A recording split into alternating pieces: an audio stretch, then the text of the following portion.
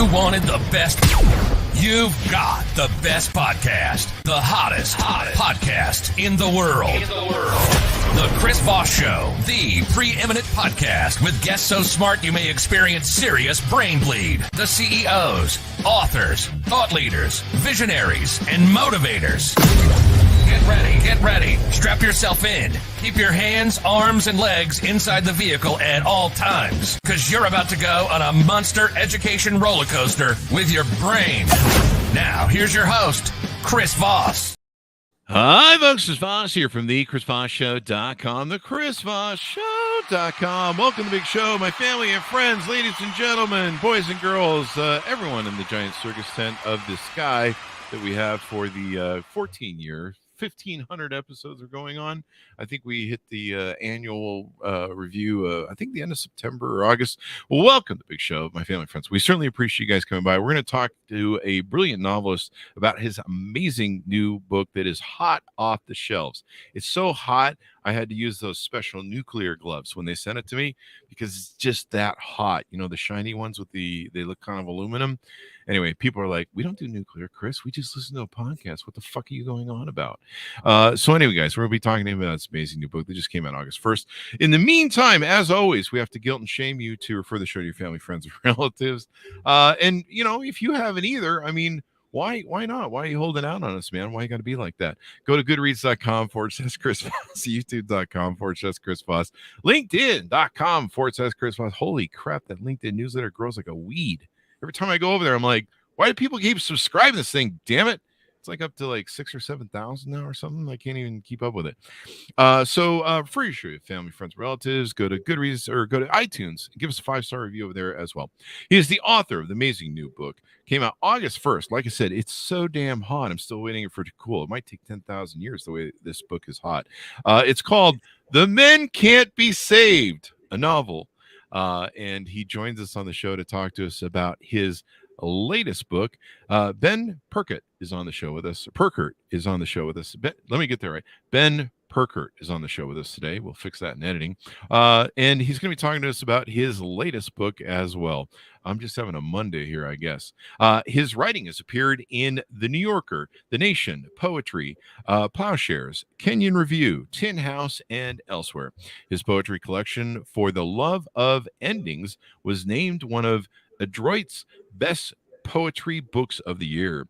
He holds degrees from Harvard and NYU. We'll ask him about his MBA. No, I'm just kidding. And where he was a New York Times fellow. He is the editor of Backdraft, a Guernica. Do I have that pronounced right, Ben? Guernica. I'm having a Monday, man. What can I do? Interview series focused on revision and creative processes. He teaches creative writing at Rutgers and all that good stuff. Welcome to the show, Ben. How are you? Chris, how are you? I am doing good, other than, just trying to pronounce everything correctly. They give me 2 days off on the weekend. They let me free my little podcast cage here. And I come back and I'm like, what do I do with this thing again? After 14 years, you think I know better. So give us your .com so people can find you on the interwebs, please. Ben Purkert, Ben, P as in Peter, Urkert, and I'm on Twitter. There you go. So what motivated you want to write this book? So my first job out of college, I was working as a copywriter, tagline copywriter at a branding agency. Mm-hmm. And the first week I started, the show Mad Men debuted. Did you watch that show? A little bit. A little bit. Okay. Well, I loved it. Partially, I loved it because it was a way of translating the work that we did at the agency to folks who didn't know anything about that world, right? If you're not in branding and advertising, you don't really know what it's all about. And Mad Men was a lens into it, but it was the wrong decade. The show, was taking place in the 1960s. I thought it'd be interesting to write a novel about what that world looks like today. So it's set in a New York City agency, and it's loosely based on my own experience there. Do they still call it Madison Avenue and the Big Four, or am I just really old from the 90s and 80s? Well, Mad Men is is from Madison Avenue. Yeah. But now the agencies have largely scattered. I mean, they're all over the city. Yeah, it's gone now. So you entitled the book, The Men Can't Be Saved. So why did you choose that title? Well, for folks who haven't had a chance to read it yet, you'll see that it comes into play in a lot of different ways in the book. Mm-hmm. my main character, one of his clients, he's not really happy about getting assigned to this nonprofit prostate cancer research organization. He'd much rather have like a Coca-Cola branding account or an American Airlines, like a big sexy brand. He gets staffed on the prostate cancer nonprofit brand that no one else wants to work on. I need to come up with a jingle for that one. Well, that's sort of his job, is to come up with a slogan or a tagline. But in talking to the folks at the Prostate Cancer Research Organization, they start talking about survival rates with cancer, and they explain that not all men can be saved and why. So there's like a literal reason why the title comes into play. Yeah. But the bigger factor with the title is my main character makes a lot of bad decisions. And there are other men in the book who also make a lot of bad decisions. And so did you base this character on me? Yeah, it's Chris Voss. It's not even fiction. It's just it's an account of your life. Damn it! I told you not to tell people. Well, you didn't. You can edit this, right? You can take that out. Yeah, we'll take that out. But yeah, so the question is, similar to the show Mad Men. You've got these male characters behaving badly. Can they be redeemed? Can they be salvaged? Is one of the questions of the novel. There you go. And there's some spirituality woven in here between the Kabbalah and Orthodox rabbis and different things. Is it set in New York or another place? Yeah. So this is not a big spoiler. It happens early on. My main character gets laid off. So this job that means everything to him, he identifies himself as a tagline copywriter, gets taken away. And in effect, he has to rebrand himself, because what is he going to do now with his life once he loses that job? So for him, the fact that he's Jewish, that's one of the things that he can't ever lose, right? It's not going to be taken away from him. So he goes on a spiritual journey related to that to find himself. Maybe make less mistakes. Maybe, I don't know. Can't give away the middle and ending, of course, of the book, but with novels. But it's very interesting. Does it maybe have a little bit of American Psycho? Some of the tense scenes in the office there. Yeah. It's got. I mean, it's funny, right? You write the book without comps in mind, and then readers and editors will say, "Oh, it reminds me of." American Psycho, or it reminds me a little bit of Catcher in the Rye, or Fleischman is in Trouble, or, but each book is its own thing, or at least strives to be. There you go. Esquire called it a 21st century Catcher in the Rye. So there you go. And they even said the genius worship and toxic masculinity still dominating the advertising world today. I guess, does it still dominate? Yeah, I guess I haven't gotten that memo.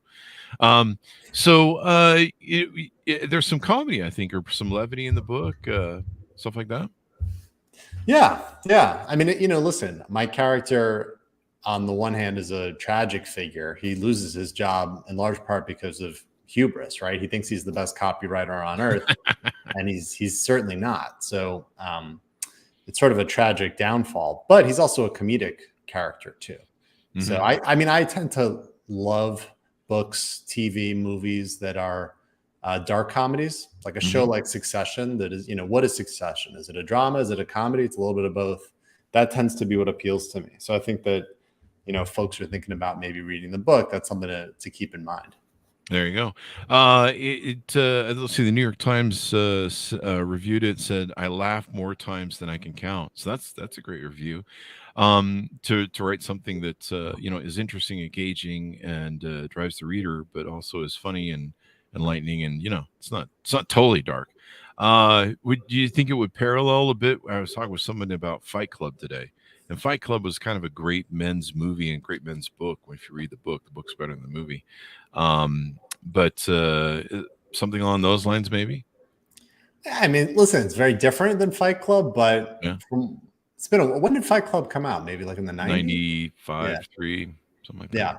I don't know if I've seen it. I mean, I watched it when it came out. I'm not sure if I've seen it since, but listen, there's a big fight scene. It's not giving too much away, but there's a big fight scene at the end of my book, and the whole novel's been building toward it. Oh, really? And so, I'm interested in the book, but also in life, the way in which men have relationships with each other. And oftentimes the only way for male relationships to be physical is to be violent. And, for my character, I think in many ways, he wishes for intimacy from some of the other male characters in the book, but the only way he knows is through a kind of physical violence. So is it close to Fight Club? Not really, but that was my attempt to sort of thread the needle for you. I think what I was trying to imply was, and I did it poorly, was that it was, Fight Club was kind of a state on manhood and the current state of manhood. And to correct myself, it came out in 1993. And so there's a lot of commentary about manhood. And I think, correct me if I'm wrong, I'm just going off the notes here, but you peel back the layers of the male ego, evidently, revealing what's rotten, what can be redeemed, and different things. And it might be some different statements on, where men are today, maybe. Yeah, absolutely. There you go. It's modern day. I'm not going to put that moniker on it. It's a mixture of all of it put together in a blend, and of course the best of, and of course your take on everything as well. That makes it so great. How did you do the character development? I mean, you've got some Judaism in there. What made you pick some of the characters in there and put some of the content that's in there? Yeah. It's a good question. I didn't spend a lot of time mapping out the book before I started it. What I wanted to begin with was a voice. My background is not really in fiction, it's in poetry. So this is my first time writing a novel, but I did spend 10 years working on it. And there's a rabbi who's a main character towards the end of the book, but I didn't start the book thinking, I'm going to have this rabbi come in the 20th chapter or something like that. I tried to just get the voice of my character right. And then if you raise a character right, sort of like if you raise a kid right, they grow up and then they meet people and they develop their own relationships. So I wanted it to be organic in that way. I wanted the characters on some level to develop themselves. There you go. And so how long have you been writing poetry for? Tell us a little bit about your history and your background and your upbringing and what got you to a point of, developing a lot of different things that you've done. And now you've got a novel. Yeah, sure. So I had English teachers. I was lucky. I had great English teachers who made me want to be a writer, told me that if I wanted to be a writer, what I had to do was read more. So just, burying myself in books as much as I could. And I had a teacher who loved poetry, and the way that she loved poetry made me love poetry. So when I got to college, I knew that that's what I wanted to study. I studied English, specifically focusing on poetry. And then senior year, the question was, what job was I going to get, right? Because it's not a lot of paid poet positions out there in the world. And I had a great professor who said, why don't you try copywriting? Why don't you try writing taglines for an agency? It's sort of like poetry. It'll pay you better. And you can decide if you're going to be happy doing that or if you want to do something else. So that's how I ended up at the agency. There you go. And I mean, you develop great copywriting skills in the agency. You have to be creative. Of course, nowadays everyone's just using ChatGPT. I mean, no, they're not. But I wonder if they are. A lot of copywriters are, but my understanding is the big firms have banned it. I don't know, or some big firms have banned it. They're like, no, we want, because of owning ideas and copyright and different things. There's a lot of issues that come around that.